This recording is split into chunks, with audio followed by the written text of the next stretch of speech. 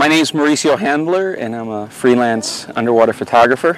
I find myself here with a group of journalists that are visiting the BVI, some for the first time, and we're sitting on top of the Chikuzen, which, after not diving it for about 15 years, I realized what a wonderful dive it is. It is the best dive that we have in the BVI, and it is a wreck. It's a refrigeration ship that went down some years ago, but the marine life in it is just simply spectacular, with schools of fish of all type, grunts, barracudas, turtles, sharks, cobias, and it's very nice to be back in the BVI, where I lived for 20 years. So I know the area well, and I am going to say that this is an impressive dives that we did this afternoon.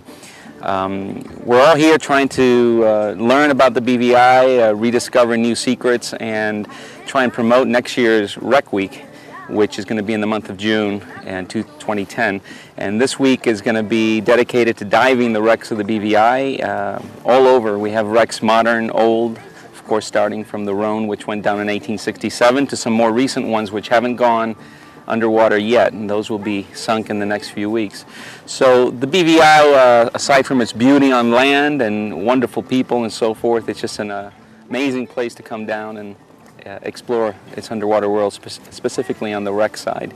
I've traveled all over the world in my work as part of a two-man team for National Geographic magazine, and in my travels you get to see and experience a lot of places.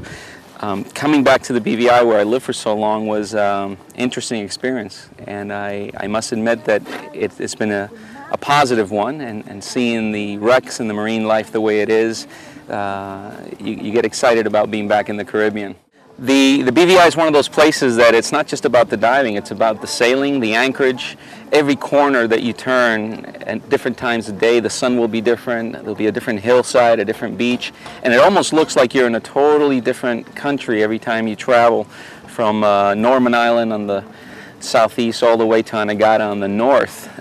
We're currently sitting over the Chikuzen, which lies 7 miles offshore, off the Guana Island northern tips of Tortola area, and here we're in the middle of nowhere, so we have a shipwreck in the middle of a desert, and that's why the abundance of marine life that I mentioned earlier is so specific to this particular area.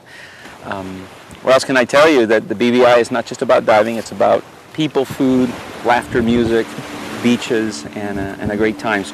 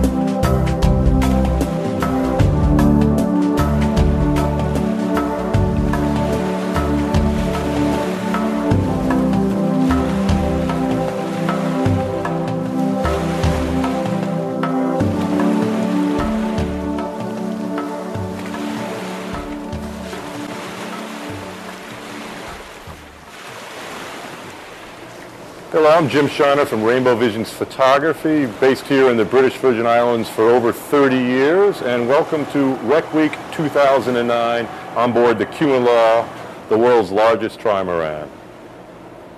We've just come back from diving the Jacuzzi, one of our most exciting wrecks, as it is located halfway between Tortola and Anegada in a sort of a virtual wasteland, and therefore it's an oasis and it brings in huge fish from all over. It's part of Q&Law's regular itinerary, but for Rec Week they make a big deal about it, and it's worth every dive and every moment you can spend on it, particularly afternoon, dusk, or even night dives. And we've just come up and we've been to have experiences with a Goliath grouper that came out of the wreck and was posing for us. And of course the vast schools of barracudas and sweeping clouds of rather large grunts and snappers that carpet the wreck. Other places we visited have included the wreck of the Rhone, the 3 tugs out in front of Cooper Island, and sometimes if things go well we'll go all the way up to the Rocus and other the ancient wrecks that line Horseshoe Reef up in Anegada. Legend has it there are over 300 shipwrecks up there.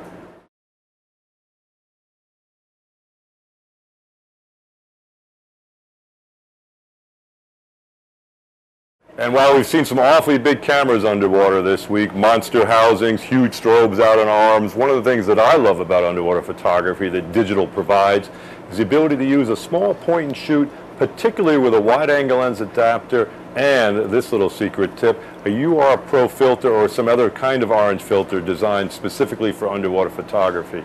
You don't need to carry strobes, and the beautiful, once it's tweaked a little bit in Photoshop, the beautiful natural colors that occur both for your near subject and your distance. So you get great separation of the wreck from the background. So I would suggest just trying that once and see if you don't enjoy using a nice, small, compact rig. As good a time as we've had this year, we're looking forward to having you join us on Q&Law next year, Rec Week in June 2010. And if you have any questions about photography, feel free to email me at rainbow@surfbvi.com. Thank you very much. Looking forward to seeing you next year.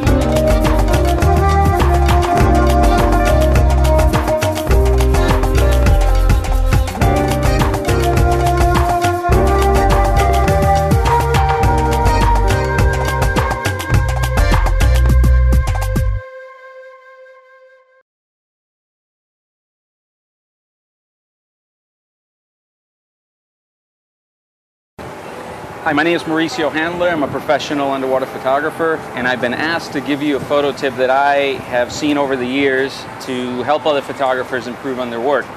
One of the things that we tend to forget underwater is that the background lighting has a way of being controlled. We tend to always expose for the subject and get it exposed correctly or not correctly, but one of the things we tend to forget is the background.